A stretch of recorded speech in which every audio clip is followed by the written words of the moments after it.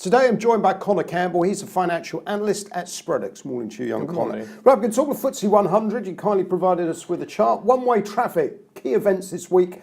Big week, obviously, for the retailers and the UK manufacturing production on Wednesday.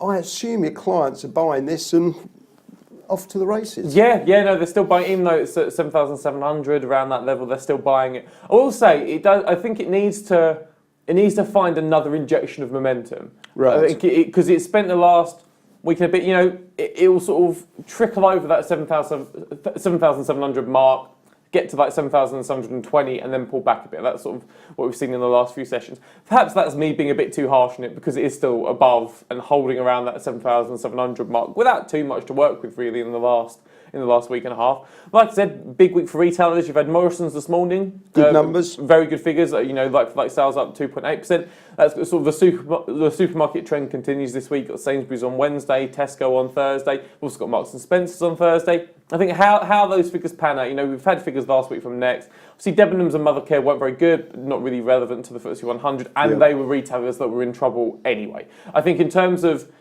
getting an idea of how that sector performed over Christmas, this week is key because you've got, the supermarkets that should really benefit over Christmas and Marks and Spencer's that, again, is sort of a struggling company, but how successful its Christmas has been, I think, will be somewhat of a bellwether for how the sector has done as a whole. In terms of our clients, like I said, buying around the 7,700 mark. UK manufacturing production on Wednesday is expected to rise from 0.1% to 0.3%, and that will likely benefit the pound more than the FTSE. But in the last week or so, the FTSE has shown that it can sort of deal with the pound doing okay. Yep. We didn't for most of 2017. That was a major issue for the FTSE, and that kept capping the FTSE. When its peers were sort of romping off into the distance, the FTSE would have to hang back because of because of whenever the pound was doing well.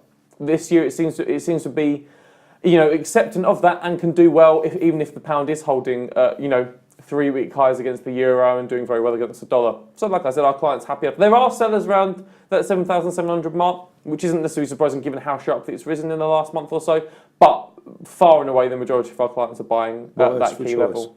Connor, thank you very much indeed.